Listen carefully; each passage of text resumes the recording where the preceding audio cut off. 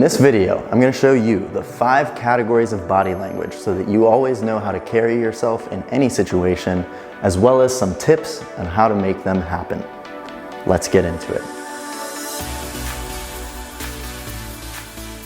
This video is based on the idea of look good, feel good. In other words, if you have confident body language, you will probably feel more confident. Because while body language is a reflection of your inner state, meaning however you feel on the inside, it's going to show on the outside, at the same time, your body language can actually affect how you're feeling on the inside. So by simply changing your body language, you can make yourself feel a little bit better. This is where the whole fake it till you make it thing comes in, because it's like if you're kind of sad and you just pretend to smile and be happy for a little while, chances are you might actually become happy, as opposed to having closed off, sad body language, which will only reinforce the sadness that you feel inside. However, don't you dare mistake the fake it till you make it mentality for trying to become someone you're not, because that is not what personal development is about. In fact, personal development is all about being a better version of the person you already are.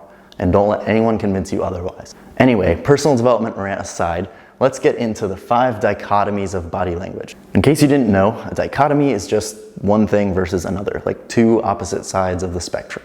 After studying body language for a while now, I've come up with 5 categories that I believe are all different from each other, but that encompass everything.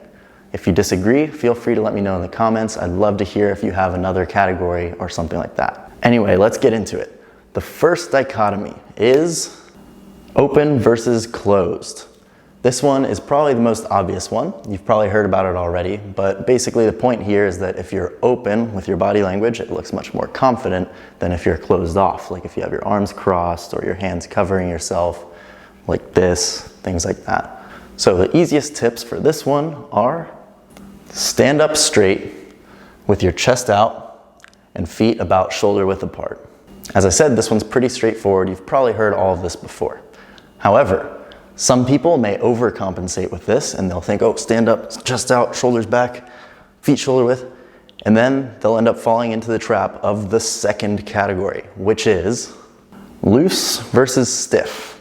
So some people will try to overcompensate with like, okay, I'm too closed off, let me open up, and then they'll put out their chest, shoulders back, feet shoulder width apart, and then they'll get all tense. But that's actually going to cause you to end up being really stiff. And if you're stiff, not only are you going to look uncomfortable, but you're actually going to be tensing up your muscles, sending signals to the brain to say, okay, something's wrong here. I got to be in fight or flight mode. So by being loose, you're relaxing the body, relaxing your mind, and also coming off more comfortable. And that's very important because, as I mentioned before in the last video, comfort equals confidence. So if you look comfortable, you're probably going to feel comfortable. If you feel comfortable, you're going to feel confident. And same goes for how other people see you. People see you comfortable and they will see you as being confident. So tips to loosen up your body language: relax your muscles, like take a deep breath, feel where there's tension in your body and let it go, and using hand gestures, because if you're not using your hands when you're talking, they're probably just by your side. And if you just talk like this, it's going to be pretty obvious that you're kind of nervous and really stiff because you're just completely frozen. You know, it's like it doesn't look very natural. Well, I mean, neither does that, because again, like I said, you don't want to overcompensate and just be like, oh, I'm loose, oh my God, because that's not going to help either. Then you're just going to look like you're trying too hard. Which leads into the next dichotomy, which is calm versus fidgety. So if you try to not be stiff, try to be a little more loose, you might end up being too loose and just move all around, because it's also not good to be fidgety. If you're fidgety, you're maybe moving your feet around while you're talking, maybe touching your hands together, talking really fast, looking all around like this, like, oh, like that does not come off confident at all, as you could probably see. So some ways to calm down your body language are to stay put and slow down. So basically, if you're standing up, make sure that you're not like walking around too much and moving your feet and everything. Just make sure you're standing there, grounded, and slow down, especially when it comes to talking. The biggest tell that someone's being fidgety rather than calm is if they're talking way too fast. We've all seen this before in class when someone goes up to give a presentation and they are just talking at 1,000,000 miles an hour. They're just explaining everything like this and this and this. It comes off very anxious and nervous. So instead, if you just slow down, maybe make some pauses, speak with conviction. You'll come off as way more confident. The next category is proactive versus reactive.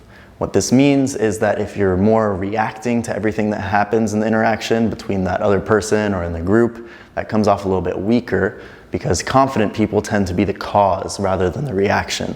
Like, just from an energy standpoint, it's like you have all this energy, you're doing this and doing that and doing that, and other people are reacting to you. That's a little bit more dominant than just reacting to everything that someone else is doing, because then they're directing the flow of the interaction. So the one tip that I have for this category, it's super powerful, is initiate. Basically, if you can be the one initiating something in an interaction, whether it be the handshake or the introduction or the topic of conversation, if you can direct the flow of the interaction, that comes off as very confident, and it will make you feel very confident because you're in control of what's happening here. You walk in, and I know it can be hard, but hear me out. You see someone, and instead of nervously trying to avoid introducing yourself, you just tell yourself, okay, I'm gonna do it. You go up, hi, I'm Michael, what's your name? Oh, hi, I'm so-and-so, blah, blah, blah. They will be very impressed. It will come off extremely confident. If you can just walk in and say hi, which I know can be hard, but trust me, it feels very, very good. Even for me, I've gotten much better at this over time. Even last night, I was out, and some kid came up to me. I technically didn't even initiate. He came up to me and he's like, oh, you know this guy too? And I was like, yeah, I do. What's up? My name's Michael. What's your name? And I could instantly see on his face, he was like, whoa, this guy knows what he's doing, you know? So always try to initiate something within the interaction, because if you can be proactive rather than reactive, that comes off extremely confident. And finally, the fifth category is engaged versus distant. Basically, you want to be present in the interaction and not thinking about other things, and I'll explain why in a minute. But some ways that you can do this are by squaring up, making eye contact, actively listening, and mirroring. So, one by one. Square up means if you're talking to someone, get right in front of them. Face towards them. Don't be like kind of off to the side and facing a little bit the other way, because like this clearly makes you look like you just want to get out. That's the signal that you're sending off. But if you square up and just face the person, which again can be hard, it'll show that you are there and you are fully in the conversation. Next, eye contact. Again, this one can be very challenging. Sometimes it can be very intimidating to look someone in the eyes, but you have to remember that that is key.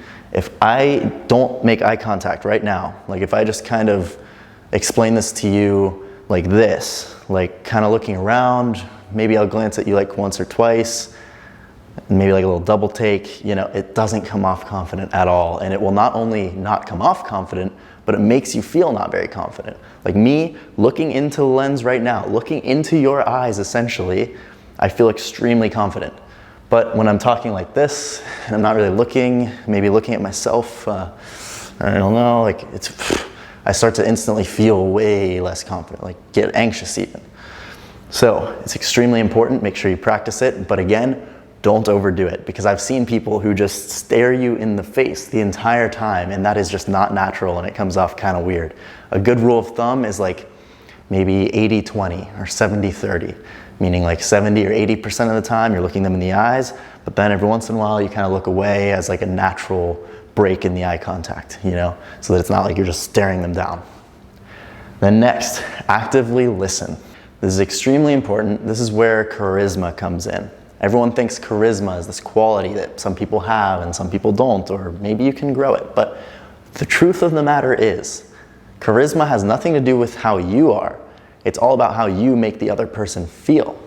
For example, if you go up and talk to someone who's charismatic, they will probably be asking you lots of questions about yourself. They'll be actively listening to you, basically making you feel good.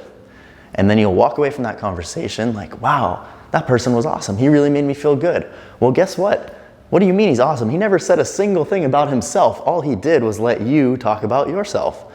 And that's what charisma is all about. It's all about listening and making other people feel good. And that's why it's extremely important to listen actively, because that will make you not only feel more confident and charismatic, but also make other people like you. It just has a host of different benefits. And then the last one is mirror. So mirror other people's body language, but only to a certain extent, because you may be thinking, wait, but you said being reactive is bad. Well, it's slightly different. Being reactive is just letting someone else take the whole interaction while you just react to everything that's happening. Whereas mirroring is if someone's telling you something shocking, you want to look shocked. If someone's telling you something sad, you want to look sad. So it's like you want to kind of be there with the other person. It kind of goes more into the active listening part. It's more like feeling what they're feeling, things like that. So that wraps it up for the 5 categories. However, I have a few more important reminders. For one, this might require a conscious effort at first. In fact, it will. It will require you to think about all this stuff. You're going to think, okay, am I being open? I need to be a little looser. Okay, I need to initiate all this stuff because, you know, you're not used to it. So of course you need to think about it and it's going to feel a little weird. But trust me, if you just go ahead and do all these things, it will make you feel much more confident in the end and look much more confident to other people. And we both know if you walk into somewhere thinking that someone's going to think you're confident, it's a lot easier to act confident. Second, as I've mentioned a couple times, make sure not to exaggerate all this stuff. Like, don't be that Donald Trump handshake guy that goes in and shakes everyone's hand, pulling them all around, and then don't like fidget around too much. Like, take all this stuff in moderation, please, because if not, you're just going to look like you're trying too hard and that it's going to be obvious. And maybe you might cross the line once or twice and be a little bit too much of one thing or the other, and that's okay. That's all part of learning it. But like with anything else, just take practice, a little bit of time, and you will have it all down pat. So don't worry.